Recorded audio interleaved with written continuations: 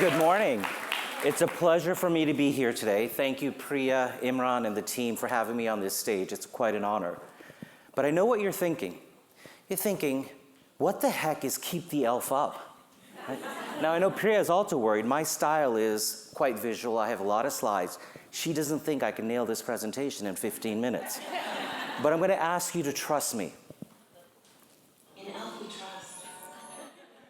Over the next 14 minutes and 40 seconds, I'm going to take you on our journey of what we mean by keep the E.l.f. up. But first, a little background on myself. I'm of Indian ethnicity, born in East Africa. Ever since I was a child, I love watching wildlife. Every morning in Africa, a gazelle wakes up, and it knows it must outrun the fastest lion or it will be eaten. Every morning, a lion wakes up, and it knows it must outrun the slowest gazelle or it will starve. Now, the point of this story is it doesn't matter if you're a lion or a gazelle. When the sun comes up, you better start running. Now, my family immigrated to the US when I was a child. And like many immigrants, you had to move fast or perish. So I put on a suit and got ready to run. This is proof of my immigrant roots. It's me in the second grade, the only kid in a suit and tie. They didn't even know what to do with me. They just put me off to the side. Now, I'm happy to report by the third grade, I was better integrated in. Right? Still the only kid in a suit and tie, ready to run. Right? Now, the way we rose, like many immigrants, is as entrepreneurs. So when I was 14 years old, we sold our house, took every penny we had, and we bought our first motel on Route 1 in Alexandria, Virginia. Our business model is we'd find these distressed properties, we'd fix them up, and we're good operators. This is a signpost of that very first property. But there was a sense of urgency. You see, it was 1979. Every penny we had was leveraged in this property, and interest rates were more than 18%. So at the age of 14, I developed an intuitive sense of cash flow. Every dollar coming in, every dollar going out. I also knew what economic profit was more than a decade earlier than when I actually got the definition. But most importantly, it's where I honed this combination of speed and heart. I knew as an owner the power of treating your employees well so they could better serve your customers. I also learned the power of resiliency, because when you run fast, you're going to get knocked down. And boy, I've been knocked down a lot. But you pick yourself up, you dust yourself off, and you keep running. Because if you don't, that lion will eat you for breakfast. Right? Now, I took many of these entrepreneurial skills to scale big brands in big companies and do it fast. At Procter & Gamble, the Pantene brand had existed for 50 years, yet it only amassed $50 million in annual sales. Over the course of 8 years, I was part of the team that transformed that business into a $2 billion global market leader, a 40-fold increase. At the Clorox Company, the namesake Clorox brand had existed for 100 years and was focused on hardcore cleaning. But over a 4-year period, we transformed that business to health and wellness, giving 50 million kids in America a healthier childhood and their parents peace of mind. In the process, we doubled that franchise from about $750 million to $1.5 billion. At Shift Nutrition, my first public company CEO role, we grew enterprise value from $180 million to $1.5 billion in less than 2 years. As I said, I like to move fast. Right? Now, that background perfectly suited me to come to E.l.f. because E.l.f. was a bold disruptor. E.l.f. got its start selling premium cosmetics for $1 over the internet in 2004. Everyone thought the founders were crazy. This is pre-iPhone. You can sell cosmetics over the internet, and you certainly couldn't make money at $1. But that spirit of disruption is very much part of our DNA today. 21 years later, we're still doing things very differently. We're the only public beauty company headquartered in Oakland, California. By the way, that's our glamorous headquarter building right there. It's an old cigar factory. Our vision is to create a different kind of beauty company. For that matter, a different kind of company, period. We do that by building brands that disrupt norms, shape culture, and connect communities through positivity, accessibility, and inclusivity. This is the kind of energy we bring every day. We're a 21-year-old startup that's agile, nimble, with a bias for action. Renegade spirit, bias for action, and we operate in real time, something we call E.l.f. speed. Now, in the 11.5 years I've been CEO, we've taken net sales from about $100 million to over $1.3 billion. But more importantly, we've grown shareholder value from $135 million to $7 billion, a 50-fold increase.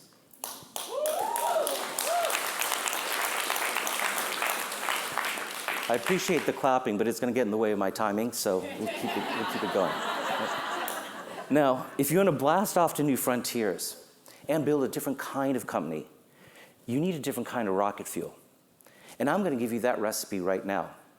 It's a combination of our passionate team of owners, high-performance team culture, democratizing access, and disruptive engagement model. The most durable advantage we have is our passionate team of owners. See, I learned the power back from my motel days of ownership. It's one of the reasons why we grant equity to every single employee every year, everywhere around the world. And if you exclude the named executive officers, since our IPO, we've granted $220 million of equity in a stock that's gone up 7-fold for meaningful wealth creation for every single member of our team. Now, that passionate team of owners is driven by a high-performance team culture. You know, I'm often perplexed, this polarized day we live in, how you have to somehow choose between being inclusive or having better performance. We're living proof that both go hand in hand. Right? Now, we've never had a DEI program, quotas, or some of the things that are being attacked, because it's more fundamental to who we are. We strongly believe that if your team reflects the community that you serve, it's a competitive advantage. Our team is 74% women, 76% Gen Z and millennial, 44% diverse. They absolutely reflect the team that we serve. But it's not enough to have a diverse team. We also train every single employee on high-performance teamwork, how you develop passionate relationships, how you give pinpointed specific feedback real time in the spirit of helping the team succeed, and how you draw strong mutual accountability. And that results in incredible employee engagement. We've also been on every best workplace list there is. But don't take my word for it. These are the words our employees use to describe E.l.f. We create the cultural conditions necessary for innovation to thrive. We seek out each person's unique superpowers because in a diverse team, if each person is leveraging their strengths, the entire team is stronger. Now, that high-performance team is absolutely passionate about democratizing access. We democratize access on multiple dimensions. In beauty, our mission is to make the best of beauty accessible to every eye, lip, and face. After all, 2/3 of consumers around the world live paycheck to paycheck. We don't think you should have to choose between a high-quality cosmetic and a carton of eggs. Right? If you bought one of our Halo Glow liquid filters, you'd save $35 relative to Prestige. If you added a Power Grip primer, you'd save another $28. Throw in one of our lip oils, you'd save another $32. And our bronzing drops would save you another $26. I need glasses. By the way, I can't read my screens in there, but I know you save a lot of money, right? Now, happiness is having these 4 incredible E.l.f. products in your makeup bag. But true joy is taking the $121 you just saved and putting it back in your wallet. Because after all, $121 goes a long way for most consumers. And with E.l.f., there's zero compromise. In fact, our community often tells us they prefer the E.l.f. product relative to the Prestige Inspiration. And we're highly transparent with our community. Like many of you, we're facing real headwinds with tariffs. But we announced a $1 price increase, and we do that directly to our community. Right? We don't try to pull one over on anyone. And our community appreciates it. 98% positive sentiment of this is why I buy E.l.f. You're always upfront with me. You're always transparent with me. Now, there's also zero distance between our C-suite and our community. In fact, I actually gave Michaela my CEO title for a day, and she crushed it with our community. But what also happens is Corey Marchesotto, our CMO, absolutely terrorizes me from time to time by dragging me onto TikTok Live. And she'll start with something as simple as like, hey guys, you got the boss man here, tell them what you want, right? The chat will light up. Last year, it lit up with, hey, there's this prestige bronzing drops, we love it, but we can't afford $38. Help us out, E.l.f. And I'll look at the chat and I'm like, yeah, okay, you want bronzing drops. And then there'll be like another 100 texts after that, which is like, no, boss man, we want them now, right? Like I said, I will leave that TikTok traumatized, but I'll call up my head of innovation and say, oh, please tell me we have bronzing drops in our pipeline. She goes, yes, we do. I'm like, thank God. When are they? She's like, 18 months from now. I'm like, oh, no. I cannot get on another one of those TikTok lives and have our community scream at me. So we pulled it up and launched them within 6 months. But it's not just me. Corey also takes our CFO, Mandy Fields, our head of sales, Jenny Lar, on these TikTok lives, reducing that distance to 0. Not that I'm competitive, but I just heard that Corey and Jenny's last TikTok actually got more views than mine, right? So I'm going to cheat. Michaela, I'd like to invite you next time I get on TikTok. We also democratize access to our board of directors and the highest seats of power. In fact, we're one of only 5 public consumer companies out of 4,000 that has a board that's 67% women and 44% diverse. And we use our platform for societal good. Our Change the Board Game initiative serves up facts with Billie Jean King, does provocative campaigns, publishes a not-so-white paper actually showing the correlation between board diversity and performance. And we're also sponsoring 40 members of color and women through NACD Accelerate program, qualifying them for public board service. The insight behind our So Many Dicks campaign is quite simple. There are more men named Richard, Rick, or Dick on America's public corporate boards than entire populations of people. Right? Now, there's nothing wrong with being a Richard, Rick, or Dick. There might even be a couple in here. We just want to make room for others and use our platform to empower others. Now, our focus on democratizing access directly leads to our overall consumer engagement model. We know how to engage and entertain our community. Whether it's music, long-form video, sports, anything else, we basically know how to engage our community, right? And the speed of execution equals the speed of learning. These are just a few of the campaigns we did this year. In every one, we learned what our community is resonating to, what we're going to double down to, how do we please and entertain them even better. So there you have it. That's the recipe of a different kind of rocket fuel. And I'm happy to share it with you. I want you to be able to use this recipe, because if you do, you may defy gravity. Right? We're powered by our ethos. Our ethos powers our purpose. Our purpose powers our people. Our people power our performance, and our performance enables the possibilities. We love to say, anything is E.l.f.ing possible. Now, we just reported our 25th consecutive quarter of net sales and market share gains. Right? We're one of only 6 public consumer companies out of 546 to be able to grow net sales 25 straight quarters, averaging at least 20% sales growth. We're also the only cosmetics brand out of 1,000 that's been able to grow market share for 25 consecutive quarters. And that's really enabled. I mean, actually, if I think about it, all of you know how hard it is to scale brands in our space. There's 1,900 cosmetics and skincare brands tracked by Nielsen alone on the mass side. So I'm very proud that E.l.f. Skin and Naturium have more than 100, or one of only 26 that have more than 100 million in retail sales. And E.l.f. Cosmetics is one of only 4 with more than $850 million of retail sales. And that's enabled by our multi-generational appeal. E.l.f. is by far the most favorite brand amongst teens, 3.5 times the next highest brand. But it's not just a Gen Z favorite. We're also the most purchased brand by Gen Alpha and millennials.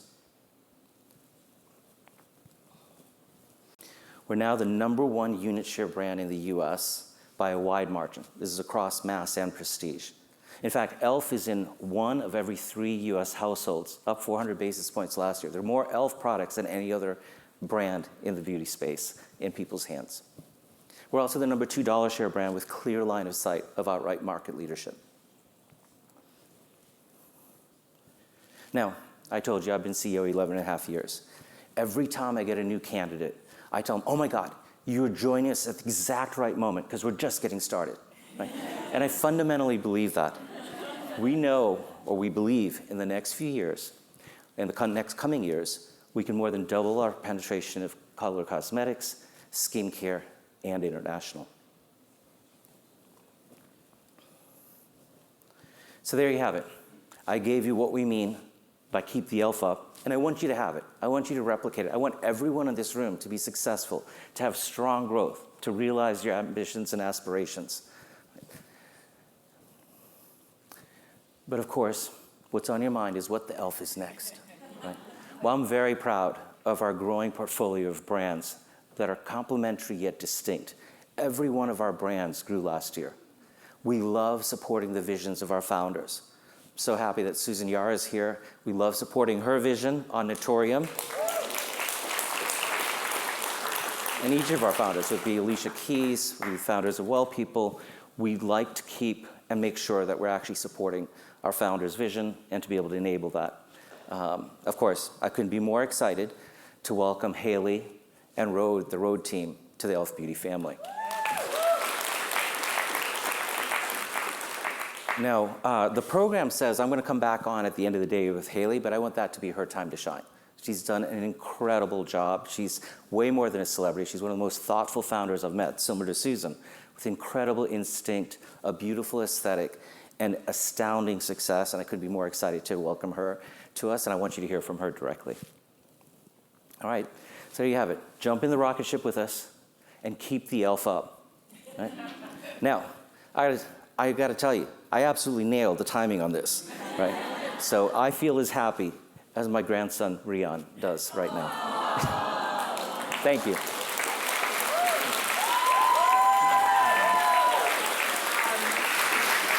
Now, Tarang is 1 minute and 46 seconds over, but I do have to keep him up here for a few more minutes. I blame the applause, I really do. I know, it's y'all's fault. Tarang, we have to ask. We talked about this a lot yesterday about beauty slowdown, about kind of the restraint of customers' wallets. And while e.l.f. has had 25 consecutive quarters of growth, it was a little bit slower this last quarter. Can you talk about what you're thinking about, how you're combating that as you go into the next quarter and the next year? Sure. So I'd say, look, we're all facing the headwinds that we're seeing in terms of consumer sentiment, fears on inflation, tariffs, and the volatility that we have there. I go all the way back to our approach is always to pivot when others are doing things. I go back to the pandemic, right? In the pandemic, we saw a lot of our peers start to lay off people, cut their marketing budgets, stop their product innovation. We did the exact opposite. We made a commitment to our team. We're going to get through this together. We doubled down on our marketing and doubled down on our innovation, and that's enabled the 25 consecutive quarters. So you're going to continue to see us disrupt. I think this would be a terrible time to basically say we're going to retreat because I'm fundamentally optimistic of our space. Beauty is just one of the best categories there is. The absolute need for people to express themselves, the love of innovation, of new ideas. And so that's where you're going to continue to see us. You're going to continue to see us follow this recipe of continue to disrupt, continue to engage, and entertain our community. I know we teased Rode a little bit and that Haley will be with us later today. And we've spoken at length about this, but what do you think her addition to the e.l.f. portfolio is going to mean? You know, I can't even imagine what the excitement in the room is there.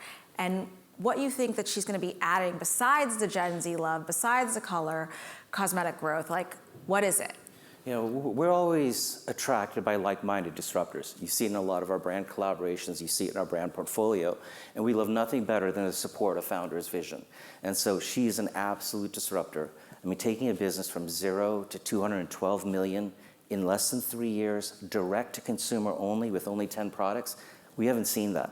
And she said they're just getting started. Right? They're going to have a big launch with Sephora this fall in all US doors and Canadian doors, followed by the UK. So we see massive potential for the brand, and our approach is different than a lot of our peers. We don't like to over-integrate a brand. We're going to take that entire team, Haley, her co-founders, Nick Vlahos, the entire team, and our approach is, how can we help you?